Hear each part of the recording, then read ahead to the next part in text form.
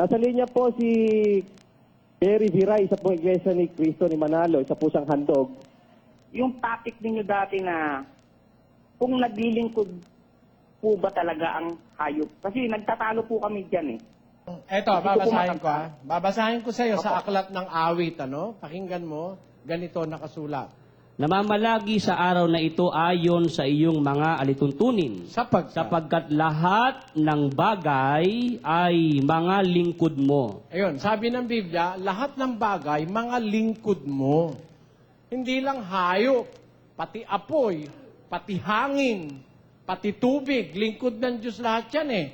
Pakinggan mo sa isang talata ng Kawikaan, 8. Nang bigyan niya ang dagat ng kanyang hangganan, upang wag salangsangin ng tubig ang kanyang utos. Ayun, yung tubig pala ng dagat, inutusan din ng Diyos yun eh. Kaya susunod din sa Diyos yun. Ano ba ang utos ng Diyos sa tubig ng dagat? Sa Job 38:11. At aking sinabi, hanggang dito ay darating ka, At ngunit hindi ka na lalagpas. At hanggang. dito'y titigil ang iyong mga palalong alon. Tama, sabi ng dikrito ng Diyos sa dagat, hanggang dito, titigil ka doon sa dalampasigan, ano? Ang iyong palalong alon, hindi nalalagpas. Kaya yung dagat, kahit na masama ang panahon, hanggang dalampasigan lang siya, hindi siya lumalagpas.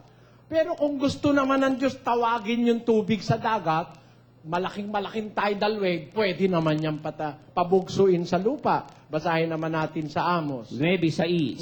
Siya na gumawa ng kanyang mga silid sa langit at kumatha ng kanyang balantok sa lupa. Siya na tumatawag ng tubig sa dagat at ibinubugso sa ibabaw ng lupa. Panginoon ang kanyang pangalan. Ngayon, yung Panginoon pala, na itatawag niya rin yung tubig sa dagat para maibugso sa lupa.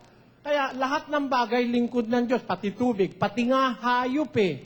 Pakinggan mo sa isang talata ng awit, 148, 8:7. versikulo 7. Purihin ninyo ang Panginoon mula sa lupa, ninyong mga buwaya at lahat ng mga kalaliman, Tuloy. apoy at graniso, niebe at singaw, unos na hangin na gumaganap ng kanyang salita. Ngayon, yung mga unos, mga hangin na gumaganap ng kanyang salita, ang apoy, ang graniso, ang niebe, nauutusan ng Diyos lahat yan eh. Yung apoy, pwede niyang utusan. Yung niebe o yung yelo, pwede niyang utusan. Yung hangin, pwede niya ring utusan. O, yung buhaya, sabi, kayong mga buhaya, purihin ninyo ang Panginoon.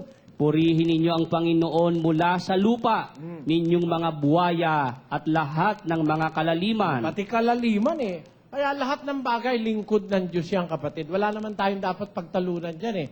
Lahat ng bagay, nakagagawa ng kalooban ng Diyos pagka inuutusan ng Diyos. Pakinggan mo sa Roma 8, At nalalaman natin na ang lahat ng mga bagay ay nagkakalakip na gumagawa sa ikabubuti ng mga nagsisiibig sa Diyos. ayun, lahat ng mga bagay, lakip-lakip na gumagawa para pabutihin ang umiibig sa Diyos.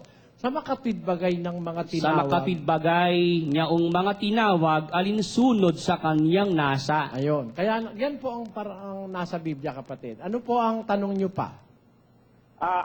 Kasi po, nagtatalo kami kasi ang mga kamag-anak ko po, puro iglesia, nagtatalo po kami, sabi niya, bakit pati ang hayop maglilingkod sa Diyos? Di ba, narinig ko po kasi dati sa inyo, ang isda, kinakain natin yan, di ba, paglilingkod ng hayop yun, para sa Diyos yun. Parang ganun po dati yung mga paliwanag. Oo, at saka yung hayop, mismong yung hayop, kapatid, di ba? Di ba nung unang tipan ng mga hayop, sinusunog, mga toro, mga, baka, tupa, kambing, mga bato-bato, kalapati, inihahandog sa Diyos yan, sinusunog yan ng mga tao. Kaya nakakapaglingkod yung mga hayop, biro mo yung sarili niya, nasusunog dahil sa kautusan ng Diyos. Paglilingkod yun. Opo. Sige, salamat kapatid.